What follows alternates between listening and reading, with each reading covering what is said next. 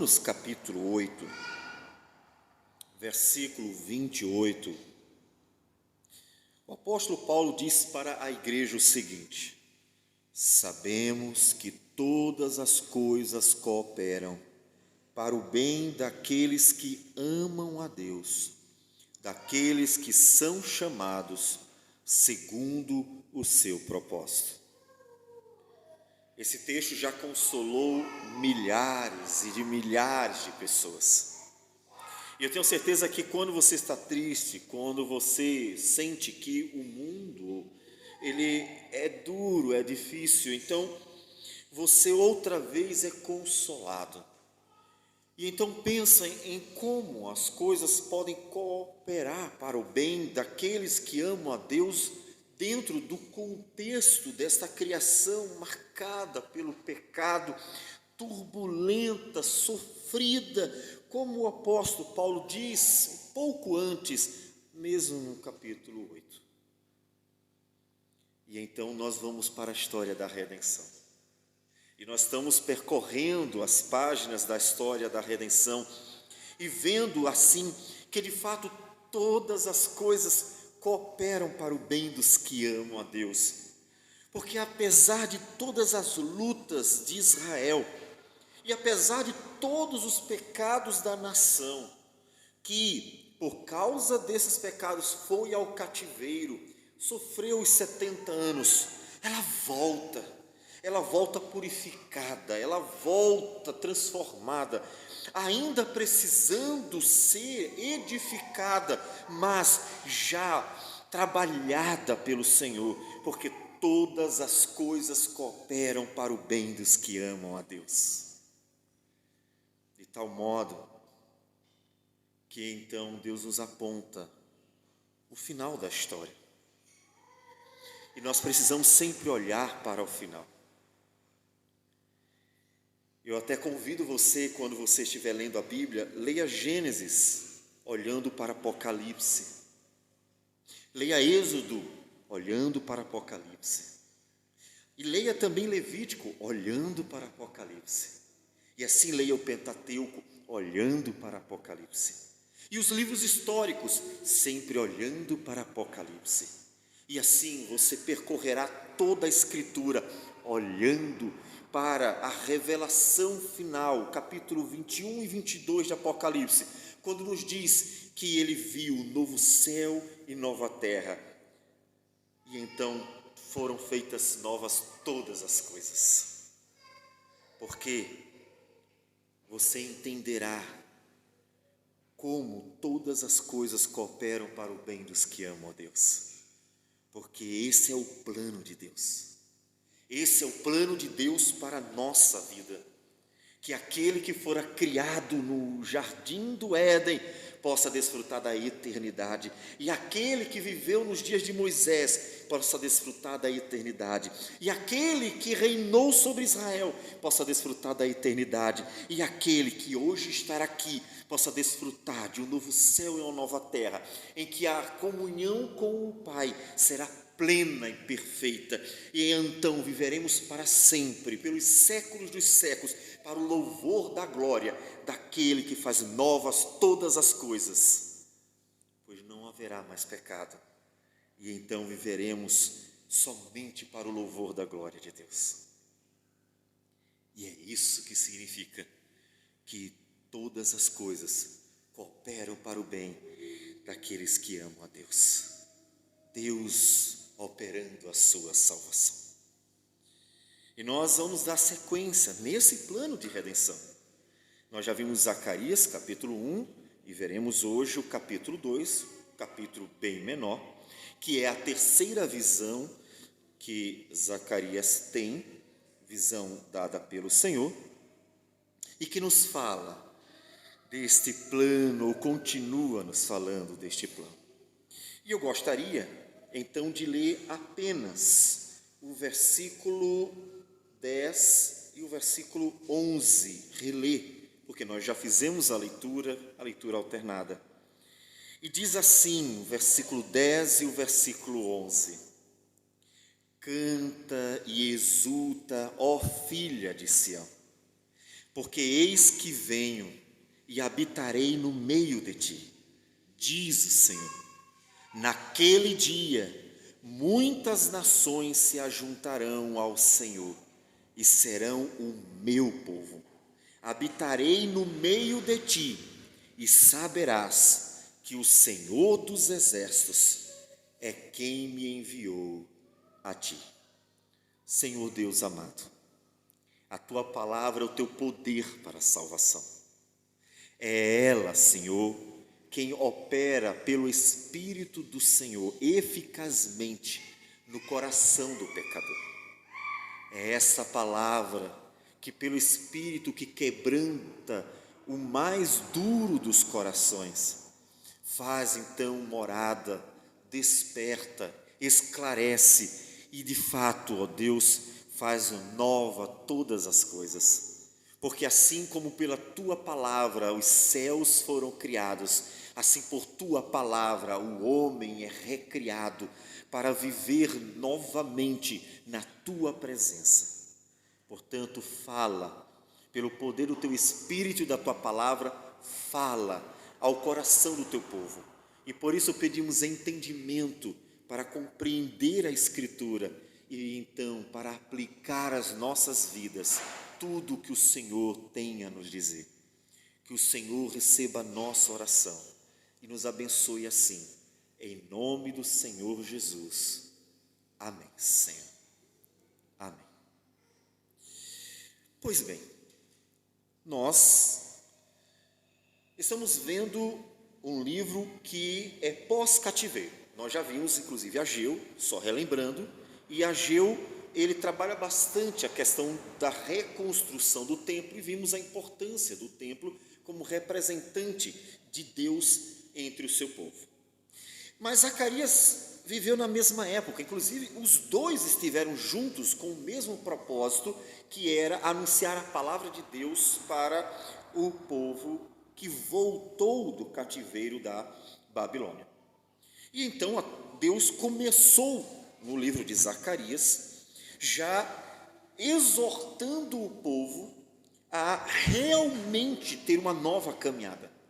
Eles acabaram de voltar de 70 anos do cativeiro. Então Deus diz assim: vocês precisam voltar para mim. Vocês percebem um trocadilho muito interessante? Eles foram ao cativeiro como castigo do Senhor, voltam do cativeiro, e Deus diz assim: mas vocês não têm que voltar só para a terra, vocês têm que voltar para mim. Deus faz um trocadilho com a volta deles para a cidade de Jerusalém, dizendo: voltem para mim, porque a vida de Israel, e especificamente Judá, estava no Senhor. E Deus então os exorta a verdadeiramente andarem com Ele, coisa que nós veremos em todo o livro do profeta Zacarias. Depois dessa exortação inicial, então, diz a partir do versículo 11 que o Senhor deu uma visão para o profeta. Então, nós temos no livro do profeta Zacarias a revelação apocalíptica, ou seja, uma revelação feita por meio de visões, semelhante ao Apocalipse e até semelhante também à segunda parte do livro do profeta Daniel. Ele tem uma visão do Senhor. São 8, na verdade. Capítulo 1 tem a primeira e a segunda, que nós já vimos. Capítulo 2 tem a terceira visão, vamos ver agora. Depois, no capítulo 3, a quarta, capítulo 4, a quinta, e aí temos no capítulo 5 e 6, a sexta, a sétima e a oitava. São 8 visões que têm um significado. Deus quer comunicar alguma coisa. Nós que estamos tão longe, aproximadamente 2.500 anos de distância, temos, podemos dizer, uma dificuldade numa leitura rápida. Mas não se engane, ele também, o profeta.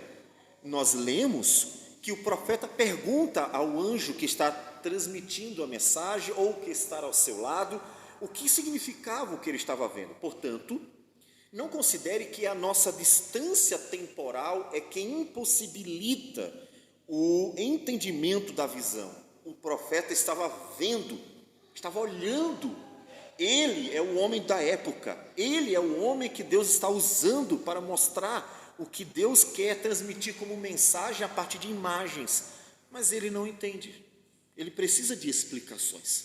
Portanto, nós também, e assim nós vamos ouvir o que o profeta viu, para também entender o que Deus quer falar ao seu povo. E nós vimos no primeiro capítulo algo importante, que já nos ajuda a entender o segundo, que é a terceira visão.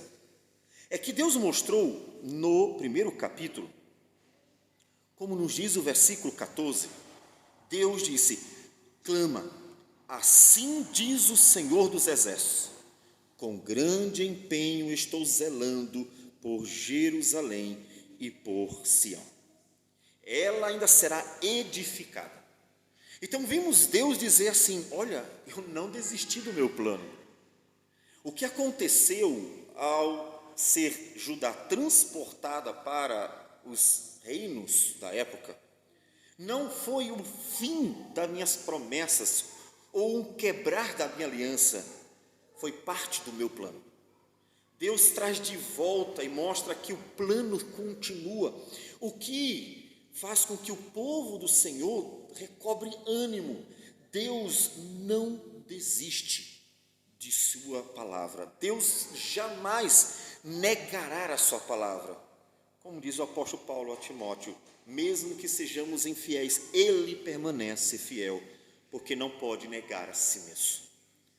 E então chega a terceira visão, e vamos ver a terceira visão. Diz assim o capítulo 2: tornei a levantar os olhos e vi, e eis um homem que tinha na mão um cordel de medir. Então a visão, uma nova visão aparece, e nessa nova visão há um homem, vamos dizer assim, com uma régua, certo? Um homem que está com uma trena, um homem que vai medir. Aquele que vai construir, aquele que vai reformar, ele precisa medir. Se você em algum momento já reformou, você então, antes de reformar ou de construir, você mediu toda a região, todo o terreno, toda a sua casa, o local onde seria a janela, você mediu. Então é um homem que está ali para medir, ele aparece na visão. Então perguntei, ou seja, Zacarias viu um homem medindo, mas observe, ele não entendeu de imediato: um homem medindo, já sei o que vai acontecer, ele vai medir a cidade porque Deus tem um projeto para ela. Ele não entendeu, ele simplesmente observou e pediu explicação. É a mesma explicação que nós precisamos receber hoje. Então Zacarias pergunta: para onde vais tu? Ele me respondeu: medir Jerusalém, para ver qual é a sua largura e qual o seu comprimento. Vocês lembram que o profeta Ezequiel teve semelhante visão? Outro profeta que teve também revelações que podemos chamar de apocalípticas. E nessas revelações, ele viu também o Senhor medindo, mais especificamente, o templo, porque Deus estava anunciando que ele iria reconstruí-lo. Então aqui, esse homem está medindo a cidade. Ele não está medindo só o templo, ele está medindo a cidade. Observe que naquele momento a cidade está em ruínas. A cidade está com as casas em ruínas, o templo em ruínas. Zacarias é usado por Deus com o profeta Ageu para chamar o povo a reconstruir tanto o templo quanto a cidade. E então o Senhor anuncia para este povo que está vendo a cidade em ruínas, que alguém está ali para medi-la, porque ela será reconstruída. Observe que, ainda que Deus, de início, exorte o povo a voltar para Ele, as palavras são boas. Deus não está desprezando o povo, Deus está chamando o povo para uma verdadeira relação com Ele. E Deus está dando promessas boas: eu vou reconstruir o meu povo. Na verdade, essa é uma característica da Escritura que você tem que colocar no seu coração é que, por mais dura que seja a palavra de Deus, ela sempre significará que Deus está chamando para um verdadeiro relacionamento com Ele, porque sem Ele não existe vida, sem Ele não existe salvação, sem Ele não há esperança de vida eterna, sem Ele as pessoas estão depressivas, elas estão acabadas, elas estão confusas, elas estão perdidas, elas não sabem a causa e o propósito da vida, e então buscam incansavelmente uma razão para existir, um propósito para existir. Portanto, mesmo a palavra mais dura do Senhor sempre significará vida, porque Deus chama o pecador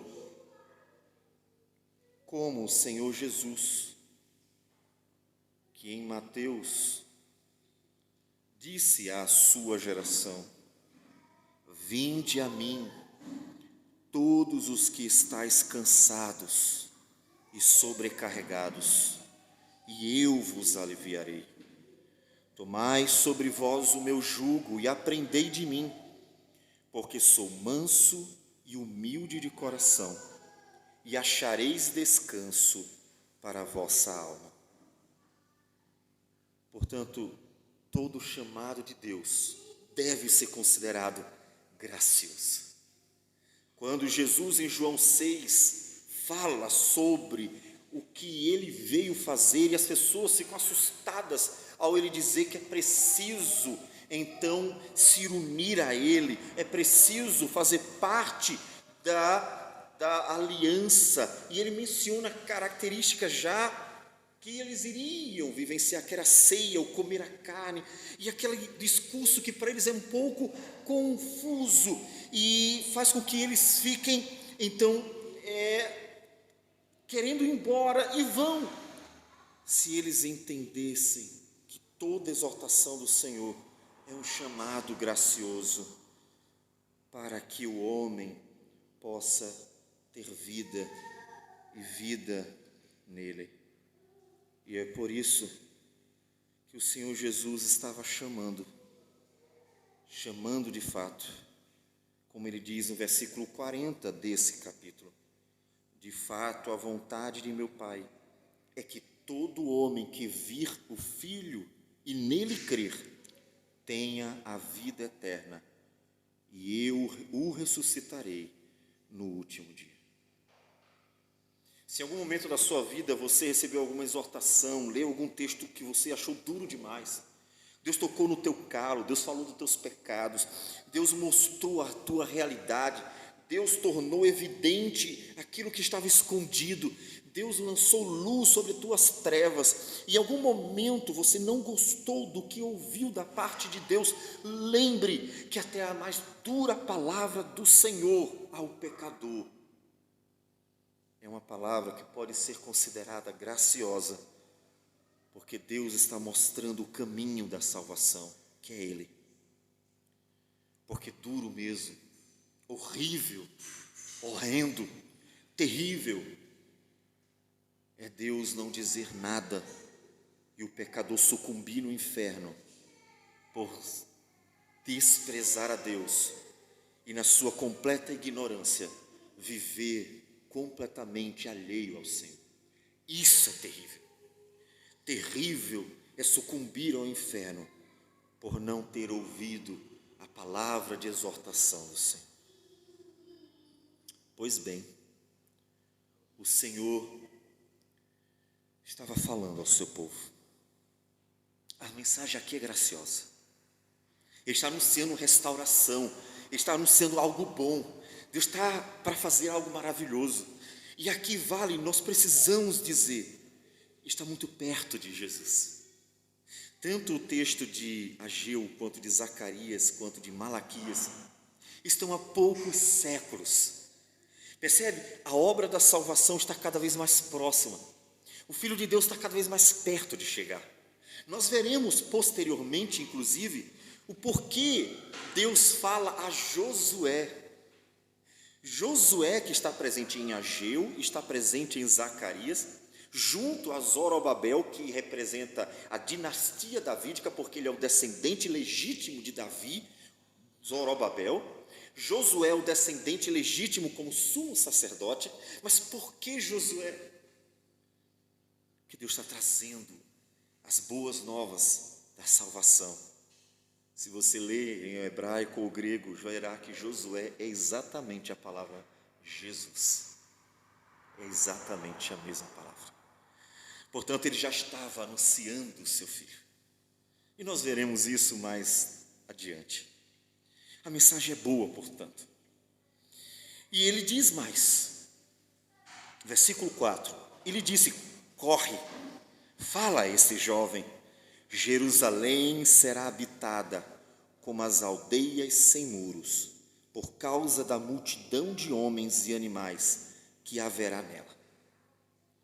Observe que a mensagem é: Jerusalém será reconstruída, mas mais do que isso, ela crescerá, ela prosperará. Deus diz: eu a abençoarei, e eu a abençoarei tanto que essa cidade irá transpor os seus muros. As cidades possuíam muros, portanto as cidades não eram tão grandes, ainda que algumas fossem sim, mas não eram tão grandes quanto as nossas hoje. E esses muros, eles protegiam a cidade.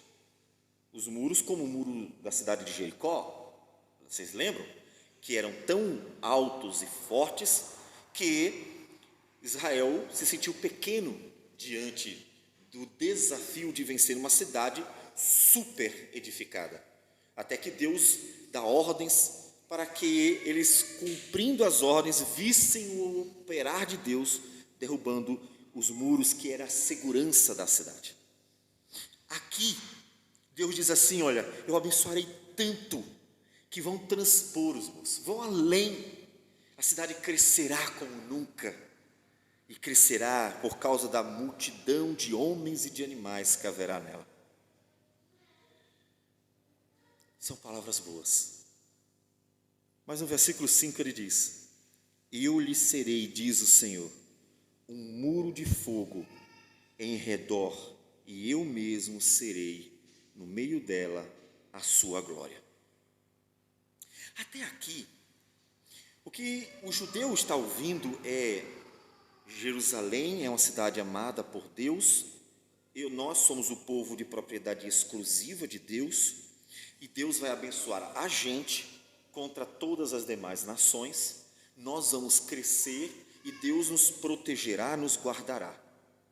Ele, inclusive, pode até interpretar que Deus estará ao redor da cidade como um muro de fogo, como uma alusão semelhante a Gênesis capítulo 3, que diz que depois que Deus expulsou o homem do jardim do Éden, ele tinha um refugir de uma espada que se revolvia para guardar o caminho da árvore da vida. Deus guardando o jardim por uma espada que protegia o jardim do homem pecador. Agora Deus diz assim: eu estarei ao redor da cidade, protegendo a cidade dos homens pecadores. Mas para o judeu, até agora, ele só vai entender uma coisa: nós somos o povo escolhido de Deus e todos os outros estarão fora dessa cidade. O problema é que não era esse o propósito do Senhor. A intenção de Deus não é essa. Deus está nos revelando algo maior que nós conhecemos, e para entender só há um meio: indo ao Novo Testamento para contemplar a extensão, vasta extensão do plano de salvação, a grandeza desse plano. E então entender que Deus está dizendo algo a mais.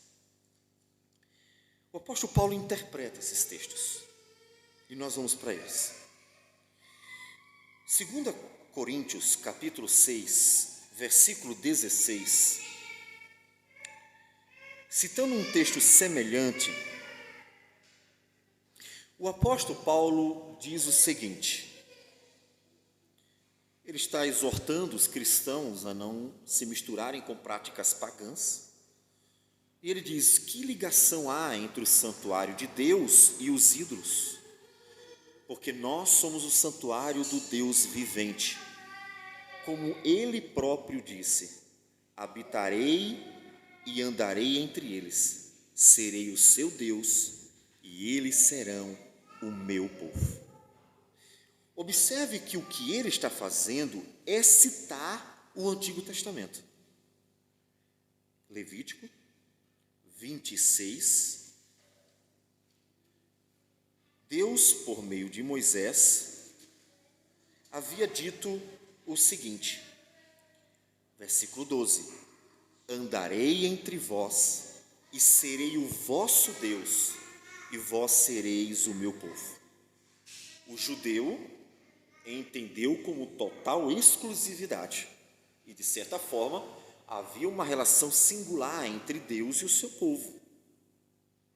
Paulo, depois de ler toda a escritura do Antigo Testamento e iluminado pelo Espírito Santo e instruído por Cristo, entendeu que ele não está se referindo a uma nação, mas um povo da promessa. Como em Romanos ele fala sobre aqueles que são alvo da herança por meio da promessa. Observe que aqui em Coríntios ele diz que nós somos o santuário do Deus vivente. Então o apóstolo Paulo abre uma luz para nós, um caminho para nós. Deus não está falando para os judeus apenas, está falando para nós. Está falando para o seu povo. Em Coríntios mesmo, no capítulo 3, 1 Coríntios, capítulo 3, o apóstolo Paulo diz em uma pergunta aos seus destinatários: não sabeis que sois santuários do Deus e que o Espírito de Deus habita em vós? Vocês não sabem disso? Portanto, para a igreja do Novo Testamento era evidente, Deus havia anunciado uma obra que ia muito além dos muros de Jerusalém. De fato, a obra ia muito além dos muros da cidade. Deus estava anunciando uma salvação que, como diz o versículo 6, iria aos 4 ventos da terra. Para Deus ser o Deus de um povo da promessa, um povo que seria guardado por Ele. Percebem? Expliquem isso à vida de vocês, apliquem. Nós somos este povo e todo aquele que crê este povo é parte deste povo. Texto que nós já lemos, inclusive, que foi o texto de 1 Pedro, quando ele aplica para a igreja do Novo Testamento todas as qualidades, todas as palavras que eram destinadas ao Israel. Vós, porém, sois raça eleita, sacerdócio real, nação santa, povo de propriedade exclusiva de Deus, a fim de proclamardes as virtudes daquele que vos chamou das trevas para a sua maravilhosa luz. Vós sim, que antes não éreis povo, mas agora sois povo de Deus, que não tinhais alcançado misericórdia, mas agora alcançastes misericórdia. Deus nos deu esta graça. E aplicando esses versículos à nossa vida, observe, Deus diz assim: eu lhe serei muro de fogo em redor. Ele guarda seu povo. Eu sei que você se sente pequeno nesse mundo, mas olha, os judeus voltaram numa situação triste, porque voltaram para uma cidade em ruínas. E toda a garantia, então, que eles recebem é: Deus diz, eu restaurarei, eu guardarei vocês. E essa palavra deveria bastar. Percebe? Lembra o apóstolo Paulo que quando veio o mensageiro de Satanás para esbofeteá-lo, para ele não se ensoberbecer, aquele espinho na carne. Ele clama: Deus, me livra deste mensageiro de Satanás. E então Deus fala para o apóstolo Paulo: a minha graça te basta. E esta é a palavra para aquele povo que vê as ruínas da cidade: a minha graça te basta, eu restaurarei, eu guardarei. E então eles deveriam ver nisso uma certeza de que eles seriam abençoados. Deus estava restaurando a cidade, porque era parte de seu plano de salvação. Esse plano alcançou a gente. Você consegue ver isso? Eu sei que você consegue ver as lutas e as dificuldades políticas de nosso país. Sim, eu sei. Eu sei que você consegue ver a inflação em alta lá na Argentina. Eu sei que você consegue ver como o mundo está confuso e turbulento. Eu sei que você consegue ver uma série de problemas sociais que são apresentados pelo cinema, pelos jornais. Eu sei que você consegue ver tudo isso, mas a minha pergunta é: você consegue ver que Deus continua fiel ao seu plano de salvação? Você consegue ver que Deus prometeu para o seu povo cuidar dele, que Deus prometeu para o seu povo guardá-lo, que Deus prometeu para o seu povo a salvação, a vida eterna, a felicidade eterna, que você está procurando na riqueza, que você às vezes está procurando no status, na fama, no poder, no prazer, nas coisas que o mundo pode oferecer, mas Deus já prometeu, e prometeu por meio de seu Filho. Deus promete para os judeus: eu vou restaurar essa cidade, e eu mesmo serei o guarda dela, o muro dela, a proteção dela. Isso deveria consolar o judeu, a certeza de que Deus estaria presente. Vocês lembram o que diz o Salmo 127? Salmo 127, Salomão diz: se o Senhor não edificar a casa, em vão trabalham os que a edificam. Se o Senhor não guardar a cidade, em vão vigia a sentinela. Inútil vos será levantar de madrugada, repousar tarde, comer o pão que penosamente granjeastes. Aos seus amados ele o dá enquanto dorme. Eles dormem porque confiam. Eles dormem porque, como Israel no deserto, deveriam confiar que no sétimo dia Deus mandaria, no sexto dia Deus mandaria o pão para o sétimo dia, que Deus proveria a cada dia o pão nosso, como Jesus nos ensinou a orar.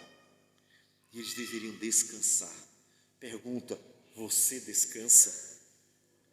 Você tem descansado nas promessas do Senhor?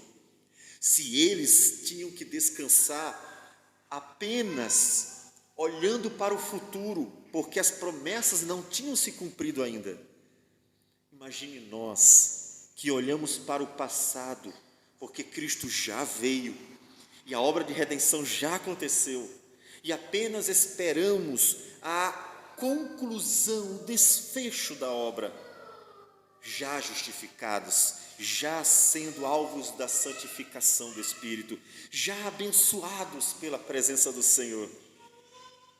Descansa o teu coração. Lembre-se das palavras do próprio Senhor Jesus, que em Mateus capítulo 6 diz às multidões aflitas, exaustas, cansadas e ansiosas: por isso vos digo, não andeis ansiosos pela vossa vida, quanto ao que haveis de comer ou beber, nem pelo vosso corpo, quanto ao que haveis de vestir. Não é a vida mais do que o alimento e o corpo mais do que as vestes? Portanto, buscai, pois, em primeiro lugar o seu reino e a sua justiça, e todas estas coisas vos serão acrescentadas. Deus conforta o seu povo, mas não só daquela época. Você, Deus nunca desistirá, abandonará o seu plano, jamais. O versículo 6 continua. Observe que são imagens que estão aparecendo. E ele manda: fugi agora da terra do norte, diz o Senhor, porque vos espalhei. A terra do norte é exatamente a ideia da Babilônia. Eles foram espalhados, estavam embaixo, foram espalhados para a terra do norte. E havia judeu, então, em toda aquela região ali. Os judeus realmente foram espalhados. Nós já vimos que isso também terminou cumprindo um propósito magnífico, porque no Pentecostes, esses judeus voltam e testemunham a obra da redenção, a manifestação do Espírito, depois de terem ouvido toda a pregação sobre Cristo. E eles voltam para a sua terra, espalhando a mensagem da salvação. Então, eles foram para a terra do norte, espalhados. E eles agora, diz o Senhor, voltem, saiam da terra do norte. O propósito de Deus é reedificar Jerusalém. Então, eles deveriam voltar para a terra, para que Jerusalém fosse edificada. Eles precisavam reconstruir. Jerusalém é o lugar onde o rei iria morrer na cruz do Calvário. Então venham. E o versículo 7 diz: salva-te, ó Sião, tu que habitas com a filha da Babilônia. Venha, volta para Jerusalém. Pois assim diz o Senhor dos Exércitos: para obter ele a glória, enviou-me às nações que vos despojaram, porque aquele que tocar em vós, toca na menina do seu olho. Deus reafirma: apesar de tudo, eu amo vocês. Observe que o amor de Deus para com o seu povo, ele possui duas relações. Uma primeira relação é: esse amor tem a ver com o seu plano de salvação, o seu propósito. A segunda questão é que esse amor é incondicional, não depende de quem somos, mas tão somente da decisão dele de nos amar. Talvez seja difícil para o homem entender um pouco isso, porque somos sentimentalistas, e então o amor, ele é volúvel no meio entre os homens, e ele vai de picos altos a baixos, a depender das circunstâncias. Aqueles que um dia prometeram e juraram amor eterno, são capazes de se odiar e se matar pouco tempo depois, porque as circunstâncias movem as atitudes e os sentimentos das pessoas. Mas Deus mostra que o seu amor é uma virtude, é incondicional. Israel pecou tanto, desobedeceu tanto, ofendeu tanto, desprezou tanto, porque Deus não abandonou. Porque Deus é fiel ao seu plano, é fiel à sua vontade, é fiel à sua palavra. Nada pode quebrá-la, nada pode fazer Deus voltar atrás. E de outro lado, Deus tem um amor que é verdadeiramente incondicional, porque é uma virtude, não é medido por circunstâncias. E essas duas coisas manifestas pelo Senhor ao seu povo confortam. Ele chama os judeus, Jerusalém, como as cidades eram representadas como mulheres, ele chama seu povo de a menina do seu olho. Aquela para quem os seus olhos estavam fitos, protegendo, cuidando, amando, sustentando, o cuidado de Deus pelo seu povo. Eu sei que isso é difícil, e outra vez eu volto a dizer, é difícil quando você olha para o contexto. Você olha para a saúde, ela não vai bem. Você olha para as finanças, não é como eu gostaria. Você olha para as situações da vida, os problemas alcançam. E tudo isso faz você duvidar do amor de Deus, porque você mede o amor pelas circunstâncias, porque você mede o seu próprio amor por elas. E esquece que elas não definem o amor de Deus. Então, quando você olha para a história de Israel, você vê que apesar de todos esses altos e baixos da vida, Deus nunca deixou de amar o seu povo, nunca deixou de cumprir a sua palavra, a ponto de mandar o seu Filho para salvar este povo, do qual nós fazemos parte, a Igreja de Deus. Quando você tiver dúvida sobre o amor de Deus, porque a vida não está fácil.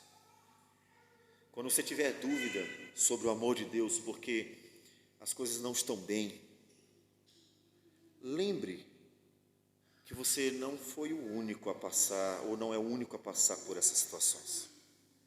Lembra do apóstolo Paulo, de uma relação incrível de sofrimento. Lembra dos heróis da fé, homens dos quais o mundo não era digno.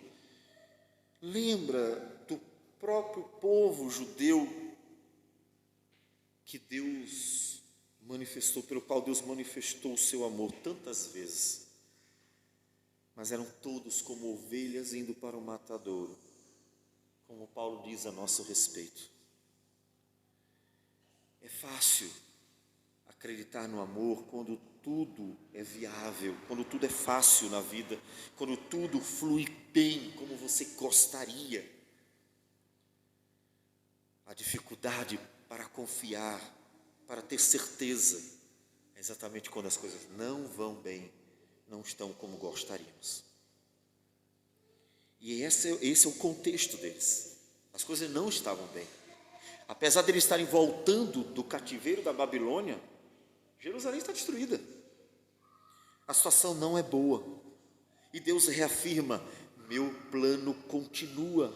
Eu não vou deixar. O propósito de Deus permanece e vai prevalecer. E o amor dele não é medido por circunstâncias. Ele continua com seus olhos sobre Jerusalém. Os olhos olhando fitos para a menina de seu olho. E então ele faz um anúncio, versículo 9: porque eis aí, agitarei a mão contra eles, e eles virão a ser presa daqueles que os serviram.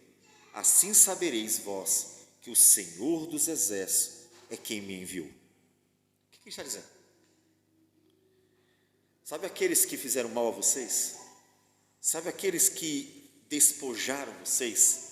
Sabe aqueles que espalharam vocês?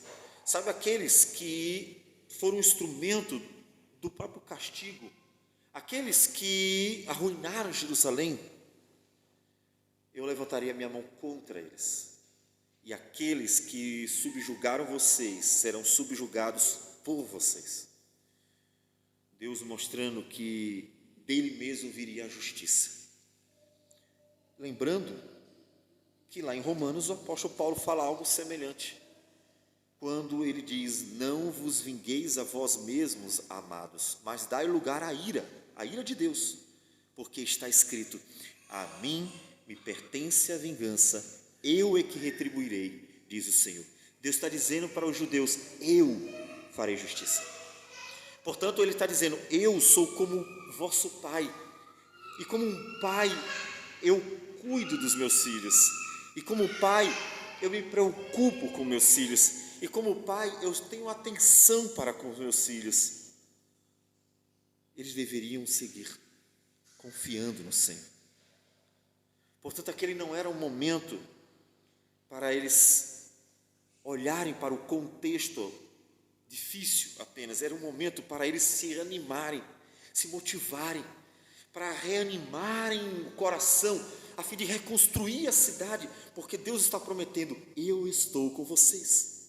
Observe que isso foi dito por Ageu, foi dito, está descrito no livro de Esdras, Neemias, que Deus prometeu, e Esdras chega a dar os detalhes da prova da presença de Deus.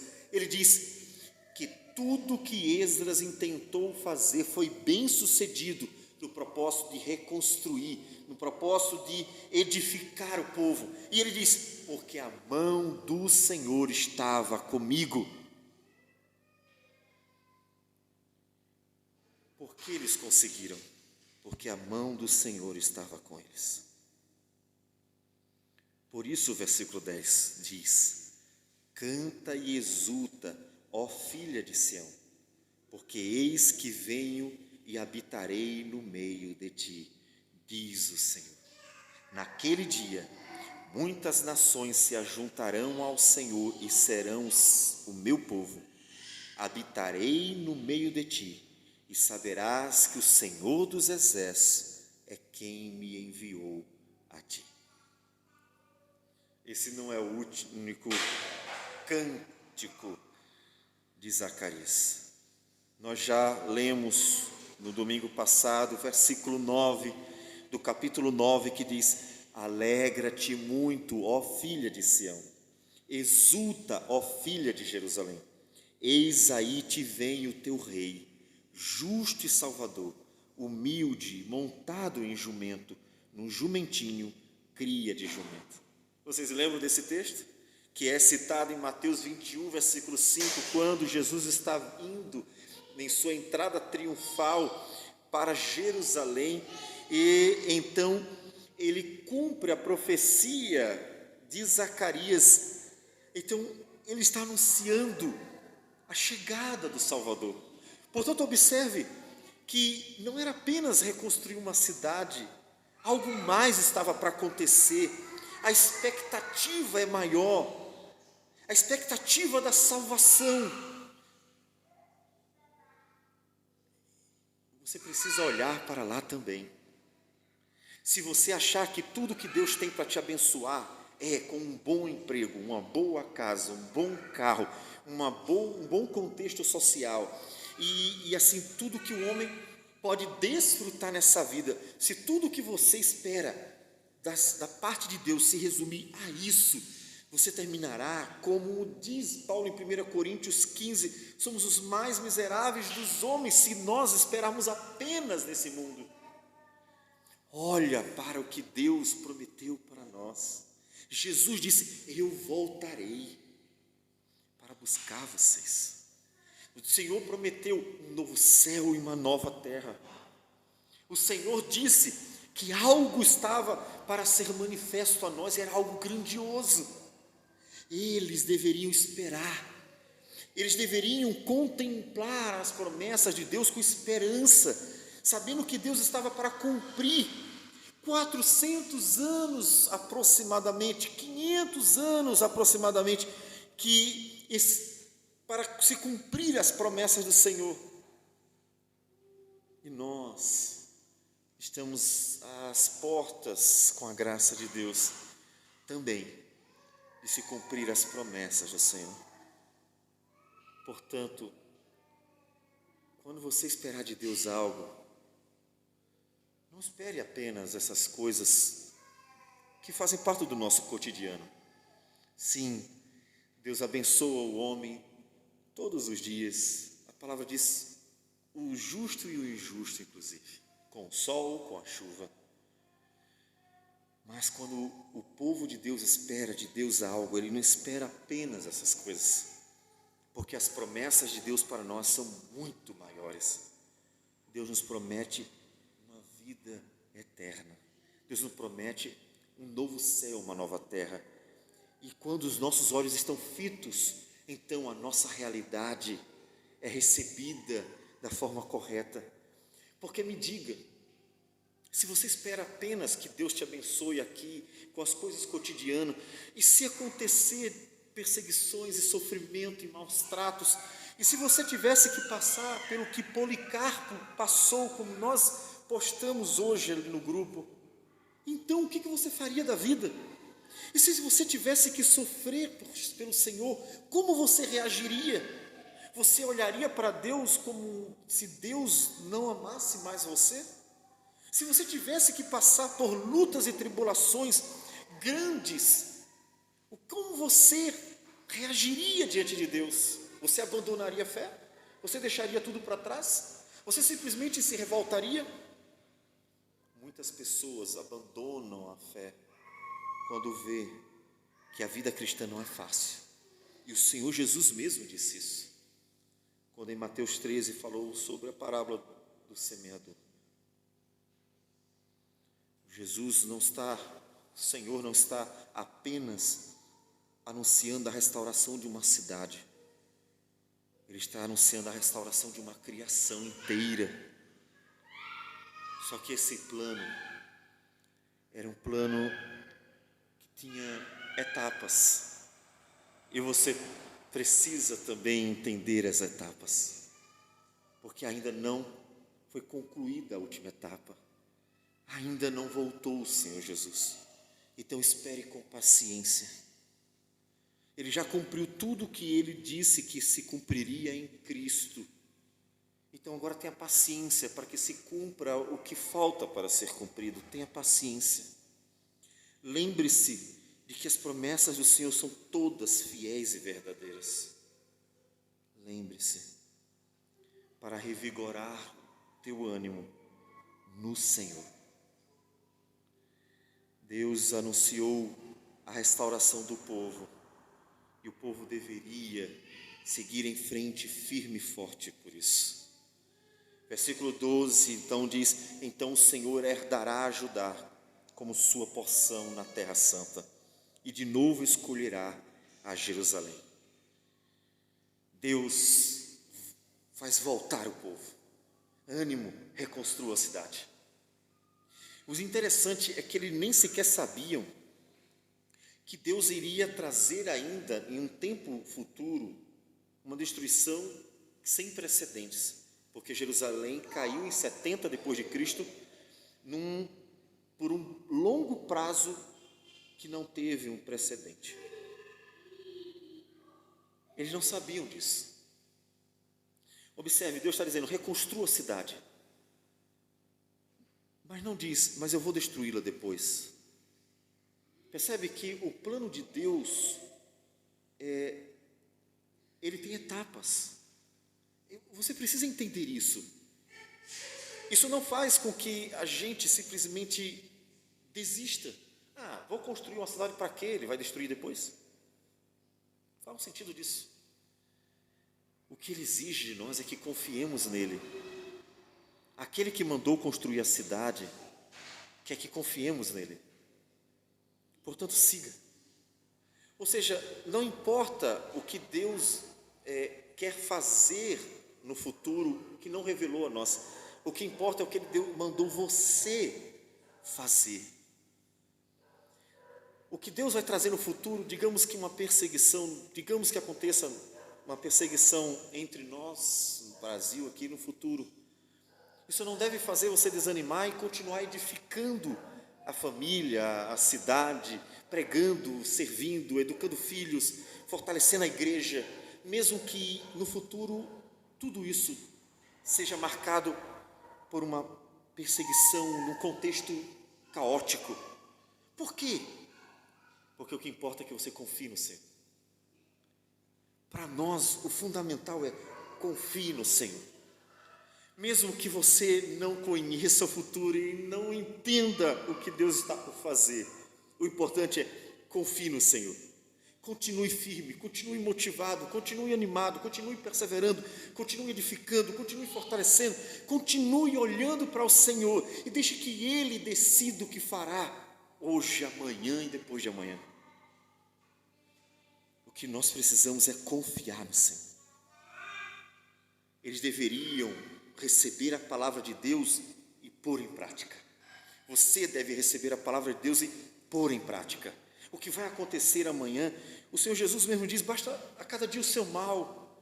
E a Escritura muitas vezes nos mostra que o que nós temos que nos preocupar é com hoje. O que vier à sua mão para fazer, faça conforme as suas forças. Use-o hoje, faça-o hoje. E aí você glorificará a Deus, porque você estará obedecendo a Ele, por confiar nele. Eles deveriam reconstruir Jerusalém, eles deveriam reconstruir o templo, porque Deus o mandou, e deveriam confiar que Deus tinha um plano, e de fato tinha, e nessa cidade, Deus manifestou a sua salvação. Veio Jesus, andou por ela, e morreu nela, pelos pecadores. Portanto, confie no Senhor. Você não tem que saber o futuro para agir corretamente no presente.